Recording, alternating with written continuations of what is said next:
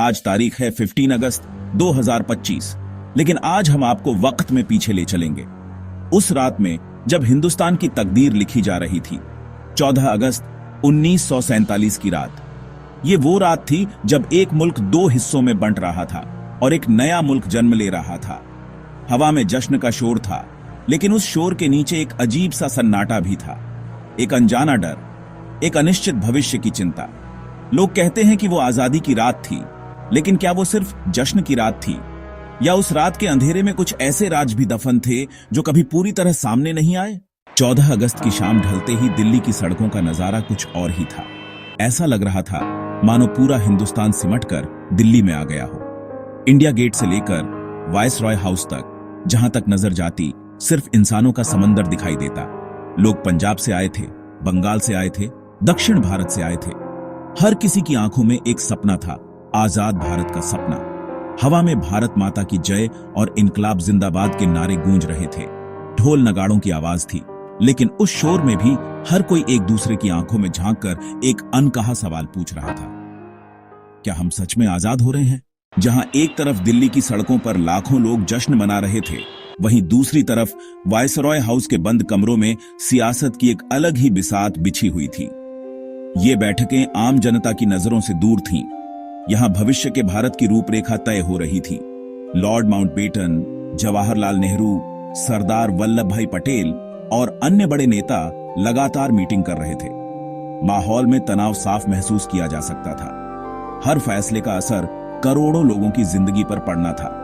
ये सिर्फ कागजों पर दस्तखत करने की बात नहीं थी, ये एक मुल्क की तकदीर लिखने जैसा था। आजादी की वो रात सिर्फ जश्न और बैठकों की रात नहीं थी, वो खतरों से भरी एक रात भी थी। दिल्ली में लाखों की भीड़ जमा थी और सुरक्षा व्यवस्था एक बहुत बड़ी चुनौती थी। हाल ही में डिक्लासिफाई हुए कुछ दस्तावेजों से पता चलता है कि इंटेलिजेंस एजेंसियों ने कई तरह के अलर्ट जारी किए थे।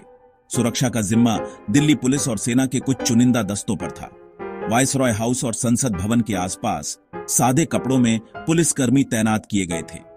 ऊंची इमारतों पर स्नाइपर तैनात थे। ये सब जनता की नजरों से छिपाकर किया जा रहा था, ताकि जश्न के माहौल में कोई डर पैदा न हो। जवाहरलाल नेहरू, जिन्हें कुछ ही घंटों में आजाद भारत के पहले प्रधानमंत्री के रूप में देश को संबोधित करना था, बेहद भावुक और चिंतित थे। उनके करीबी बताते हैं कि उस रात वो एक पल के लिए भी सो नहीं पाए। वो लगातार अपने कमरे में टहल रहे थे, अपने भाषण के नोट्स देख रहे थे और देश के भविष्य के बारे में सोच रहे थे। उनके कंधों पर करोड़ों लोगों की उम्मीदों का बोझ था।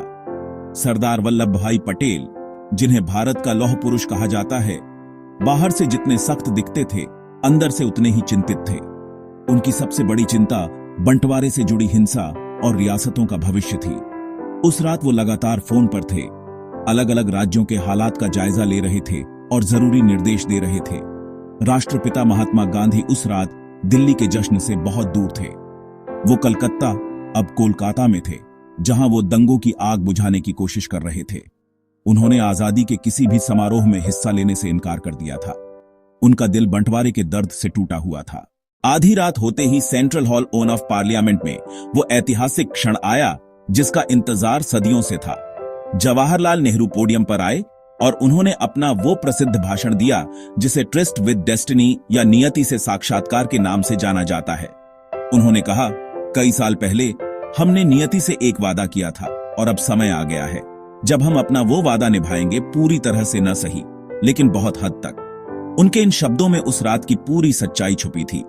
सालों तक आजादी की रात की कहानी सिर्फ जश्न और भाषणों तक सीमित रही, लेकिन हाल के वर्षों में जब सरकारी आर्काइव्स से कुछ पुराने दस्तावेज और गुमनाम खत सामने आए तो एक नई तस्वीर उभरी। कुछ खत ऐसे भी हैं जो आम लोगों ने नेताओं को लिखे थे। एक खत लाहौर से आए एक शरणार्थी ने पटेल को लिखा था, जिसमें उसने अपना घर, जमीन और परिवार खोने का दर्द बयान किया था। अंत में ये सभी राज, ये गुप्त दस्तावेज और ये गुमनाम खत हमें सिखाते हैं कि आजादी हमें थाली में सजाकर नहीं मिली, इसकी एक बहुत बड़ी कीमत चुकाई गई थी। वो रात सिर्फ एक रात नहीं थी, वो सदियों की गुलामी के अंत और एक अनिश्चित भविष्य की शुरुआत का संगम थी। वो उम्मीद और डर, खुशी और गम, जीत और हार की रात थी। कहानी अभी खत्म नहीं हुई है। क्योंकि उस रात जो सफर शुरू हुआ था वो आज भी जारी है।